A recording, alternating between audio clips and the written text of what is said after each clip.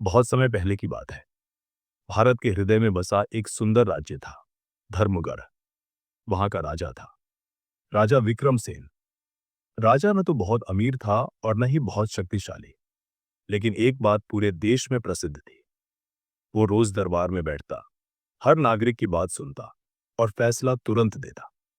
राजमहल सामान्य था, लेकिन उसका दरबार, वहां हर सुबह एक नई कहानी शुरू होती। समय बीतता गया, राजा बूढ़ा होने लगा और राजकाज भी धीमा पड़ने लगा। आसपास के राज्य अब धर्मगढ़ को कमजोर समझने लगे थे। ऊपर से 3 साल से बारिश नहीं हुई थी, खेत सूख गए थे, व्यापार ठप हो चुका था और जनता भूखमरी की कगार पर थी। एक दिन राजा ने मंत्रियों की सभा बुलाई और कहा, अब समय आ गया है कि हम कुछ ऐसा करें जिससे राज्य फिर से जी उठे। लेकिन मैं कोई तानाशाही फैसला नहीं लूंगा, मैं जनता से ही समाधान चाहता हूं। 3 दिन बाद हर नागरिक सुबह सूरज उगने से पहले महल के दरवाजे पर एक खड़ा पानी लाकर डाले। लेकिन एक शर्त है, ये पानी साफ, पीने योग्य और ईमानदारी से भरा होना चाहिए। घोषणा सुनकर पूरे राज्य में चर्चा फैल गई। राजा क्या कर रहा है?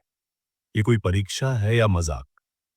कुछ लोग बोले, राजा तो बूढ़ा हो गया है, अब शायद उसकी बुद्धि भी थक गई है। लेकिन कुछ ने कहा, राजा के फैसलों के पीछे हमेशा कुछ सोच होती है। देखो क्या होता है। पहले दिन सब घड़ा लेकर आए। राजा ने स्वयं खड़े होकर सबका पानी एक बड़े कुंड में डलवाया। कुछ लोग ईमानदारी से साफ पानी लाए।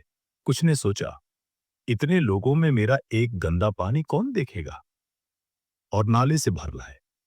दूसरे दिन और लोग लापरवाह हो गए। आधों ने तो खाली घड़ा ही डाल दिया। तीसरे दिन सिर्फ आधी जनता आई, और वो भी बिना गंभीरता के। राजा चुपचाप देखता रहा। चौथे दिन राजा ने सभी नागरिकों को दरबार में बुलाया।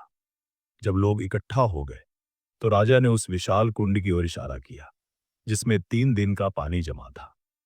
सभी ने देखा, वो कुंड बदबू मार रहा था। पानी की जगह उसमें कीचड़, मरे कीड़े और गंदगी थी। राजा ने गुस्से में नहीं, लेकिन भारी आवाज में कहा, यह तुम्हारा चेहरा है प्रजा। जब तुमसे कुछ मांगा गया तो तुमने सोचा कि एक आदमी की बेईमानी से क्या फर्क पड़ता है। लेकिन सबने यही सोचा और यही हुआ। अगर तुम अपने कर्तव्य से भागोगे तो कोई राजा तुम्हें बचा नहीं सकता। सभा में सन्नाटा छा गया। राजा ने आगे कहा, राज्य को चलाने के लिए सिर्फ राजा की ईमानदारी नहीं, प्रजा की जिम्मेदारी भी उतनी ही जरूरी है। हम सिर्फ हक मांगते हैं, लेकिन फर्ज निभाना भूल जाते हैं। वहां बैठे एक वृद्ध किसान ने हाथ उठाया और कहा, राजन, आप सही कहते हैं। हमने आपको हमेशा न्यायप्रिय राजा कहा, लेकिन आज आपने हमें हमारा आईना दिखाया है। हम सब बदलेंगे। उस दिन के बाद से धर्मगढ़ की तस्वीर बदलने लगी। गांवों में सफाई अभियान शुरू हुआ। हर खेत में पानी बचाने की तकनीक अपनाई गई। लोग बिना कहे एक दूसरे की मदद करने लगे। राजा ने देखा, अब निर्णय लेने की जरूरत कम पड़ रही थी, क्योंकि जनता खुद ही सही और गलत का फर्क समझने लगी थी। 3 महीने बाद बादल आए, बारिश हुई और खेतों में हरियाली लौट आई। राजा विक्रमसेन ने अब धीरे धीरे युवाओं को राजकाज सौंपना शुरू किया।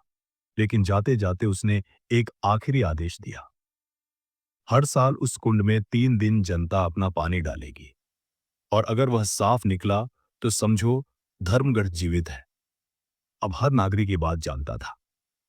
अगर राज्य अच्छा नहीं चल रहा तो सिर्फ राजा को मत कोसो, खुद भी आईना देखो। प्रजा और राजा एक ही रथ के 2 पहिए होते हैं। एक के खराब होने से पूरी दिशा बिगड़ सकती है।